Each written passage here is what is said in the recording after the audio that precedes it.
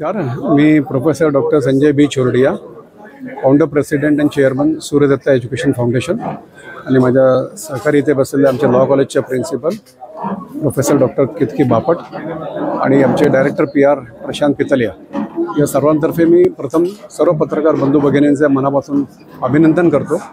आजची ही जी press conference होती ती नवीन वर्षाचं सर्वांचं एक स्वागत, मकर संक्रांतीच्या निमित्ताने भेट आणि आता आपला जो रिपब्लिक डे आहे 26 जानेवारीला आहे आणि 7 फेब्रुवारीला आमचा जो वर्धापन दिवस आहे, त्या हिशोबाने एक महिनाभर आपण सूर्योत्सव 2024-25 हा जो एक महिनाभराचा कार्यक्रम 7 जानेवारीपासून ते 7 फेब्रुवारीपर्यंत आयोजित केलेला आहे किंवा मी 24-25 म्हणतो, म्हणजे ते अकॅडमिक इयर पॉईंट ऑफ व्ह्यूने बोलतो आहे।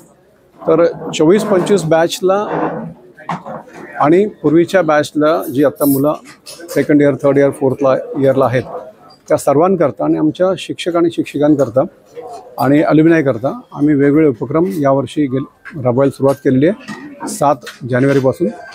त्याच्यामध्ये मुख्य विचार आहे की इंडियन नॉलेज सिस्टीम, भारतीय संस्कृती, तेजस्वी, ओजस्वी आणि तपस्वी भारत याच्याबद्दल मुलांना आपल्या पूर्वजांनी, मग ते इसवी सनापूर्व BC पूर्व असो, मागील 700-800 वर्ष पूर्वीचं असो, शिवाजी महाराजांच्या काळात असो किंवा ब्रिटिशांकडून स्वातंत्र्य आपण आपल्या स्वातंत्र्य सेनानींनी कसं मिळवलं ते असो, किंवा ॲज ऑन टुडे काय ज्या चांगल्या डेव्हलपमेंट कशा केल्या आहे, त्याच्यामागे हेतू काय, भारताला विकसित राष्ट्र जे काय 2024पर्यंत करायचं आहे त्याच्याकरता प्रत्येक मुलाची त्याची काय वैयक्तिक जबाबदारी असली पाहिजे आणि जुनी संस्कृती जोपर्यंत ते समजणार नाही, त्याचं महत्त्व जोपर्यंत ते समजणार नाही तोपर्यंत हे शक्य नाही आहे। याच्याकरता आपण किती वर्ष जगतो, याच्यापेक्षा किती वर्ष with high emotional question, with passion, enthusiasm जगतो आणि किती कॉन्ट्रीब्यूट करतो for nation building by self development, by creating employment, by तुम्ही स्टार्टअप सुरू करा,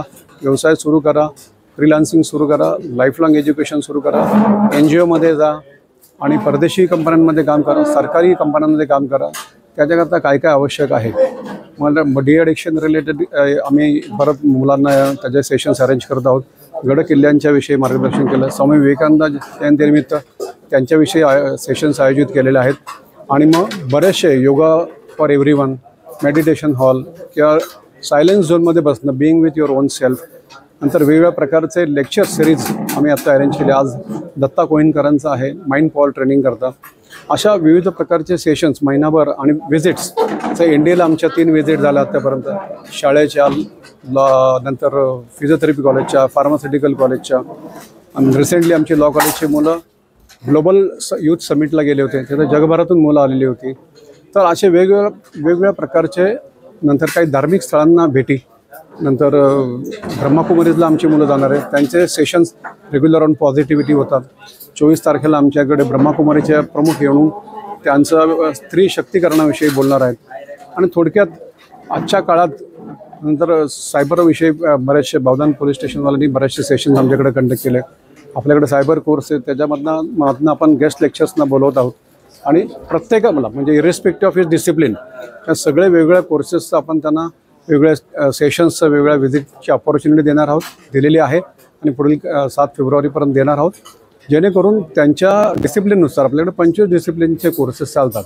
तर त्यामध्ये त्यांना त्यांच्या कोर्सनुसार त्याच्याशी कसं कोरिलेट करता येईल, त्याचा की शिवाजी महाराजांचे किल्ले जे होते त्याच्यामध्ये सुरक्षेकरता काय नियम, सुरक्षा लक्षात घेऊन कशी त्याची बांधणी केली होती, त्याच्यातून काय त्यांना प्रेरणा घेता येईल, त्याच्याविषयी आता जर मुलांना ते ट्रेकिंगला घेऊन जायचं असेल तर त्याच्यातून ते काय शिकणार आहेत आणि मग तिथे गेल्यावर त्यांच्या डिसिप्लिन रिलेटेड मला काय टेकअवे मिळाला। जसं अजंठा एलोरला गेले तर डिझाईनच्या मुलांना काय त्यातून शिकायला मिळतं, इतक्या हजारो वर्षापूर्वी कसं ते केलेलं असेल आणि त्याच्या आधुनिक कसं टिकून आहे। याचं आजकाल आपण बघतो 30-35 वर्षाची बिल्डिंग झाली की लगेचच ती रिडेव्हलपमेंटला निघते, मग हे हजारो वर्ष कसं टिकू शकतं। कुतुब मिनार असेल, अजंठा एलोरा असेल, असे परत वेगवेगळे धार्मिक स्थळं हे हजारो वर्षापासून काय किंवा कित्येक 500-600 वर्षापासून आहेत, त्यांची रचना कशी झालेली, त्याचं आर्किटेक्चर कसं, त्याचं इंटिरियर डिझायनिंग कसं केलेलं आहे, त्याचं पेंटिंग कसं केलेलं आहे, ते म्युरल्स कसे केलेले आहेत। काही टेक्नॉलॉजी नव्हतं असं म्हणतो की सगळ्या टेक्नॉलॉजी आत्ता इव्हॉल्व झाल्या,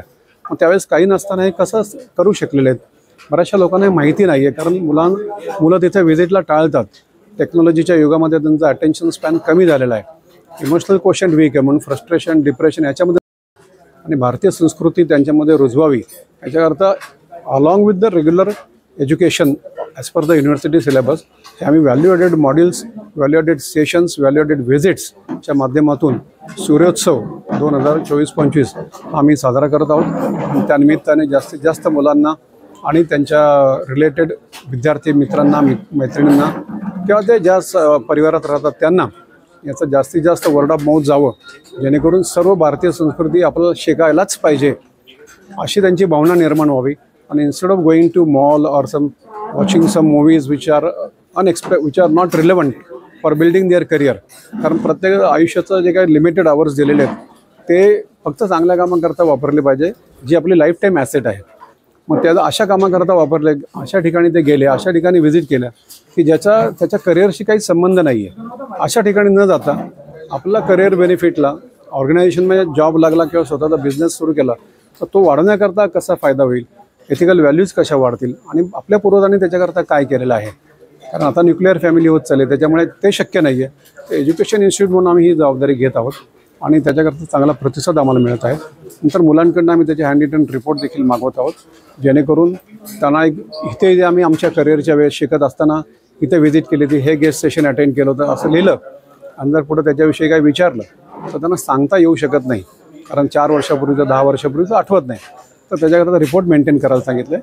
आणि अशा बऱ्याच गोष्टी आहेत की मी ऑलरेडी 2 तास तुमच्याशी बोललो आहोत.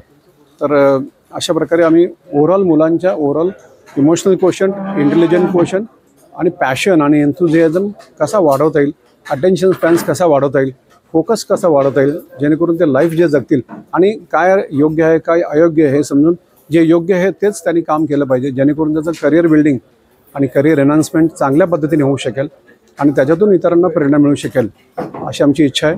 आणि त्या सगळ्या सर्व कारणांकरता आम्ही आजची प्रेस कॉन्फरन्स घेतली होती आणि महिनाभर हे उपक्रम आपण करणार आहोत. त्याची ऑलरेडी 7 जानेवारीपासून सुरुवात झालेली आहे.